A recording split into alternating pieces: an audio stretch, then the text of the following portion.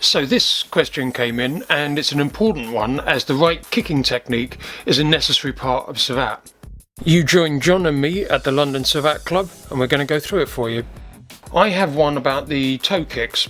Is there a difference between extending the toes forward, ballet style, and pulling the foot back so the foot is cocked at 90 degrees to the leg? Are they both legal? I've seen both taught. We'll come back to the next part of this question later and look at the rule book, but to the first, yes, you're right, you have seen them both taught, so have I. I tend to teach toe extended because you end up with more reach, and that's usually the best advantage to take. From this position, lots of fighters won't believe that I'm in range, but if you turn your body properly and extend your toes, you'll hit them unaware. Notice that I don't step in here. I turn my support foot as one with my hips. So much for range, but even for power, if I'm hitting a bag or a pad, I feel stronger with toe extended. You've asked about turning 90 degrees, toes flexed. Yes, some fighters do it, but I don't like it myself as a tool. I find there's less margin for error, but I'm an assault fighter.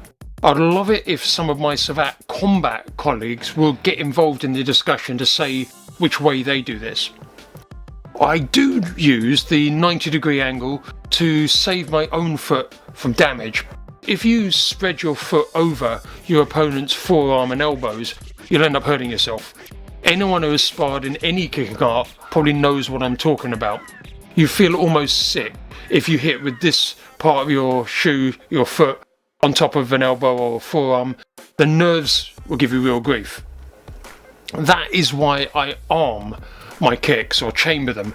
For one, it gives me a moment to see where I'm aiming rather than just swinging from the floor and hitting a guard I didn't expect, but it also gives me a chance to change how I'm flexing the toe as the guard changes.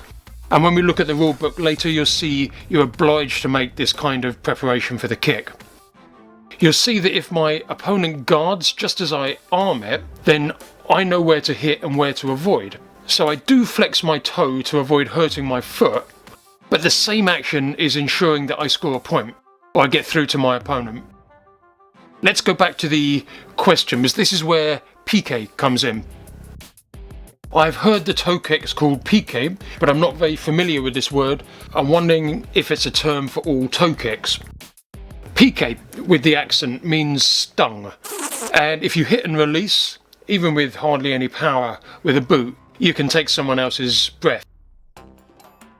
We're just playing here, but seeing where the toes can go, making it a habit, you end up scoring more often using your fouette. Now, let's get the rulebook out for a final verdict. But first, I'm going to be doing a Zoom live covering the mechanics of the fouette kick. So if you want to get it right, you want to train with me and ask your questions, links below. Time to get the rulebook out. It says you can use the tip or the top of the foot in extension. The next section, if you read it, tells you how to arm the kick properly. If you compare this rule with chassé, which says pied en flexion, foot flexed, which we can take to be the 90-degree position, and you must hit with talon, heel, that implies it's not within the rules to flex at 90 degrees and hit with the toes. But I've spoken with a few referees and none of them said that they would ever stop anyone for that, and I've never seen that happen. John, that was a great question. Hope I've answered it. Everyone else has benefited. Hope to see some of you online for a Zoom very soon, so check out the link. If you want to keep training, try this recorded class on the fouette. This was filmed during the first lockdown 3 years ago. People still love doing it. Have fun.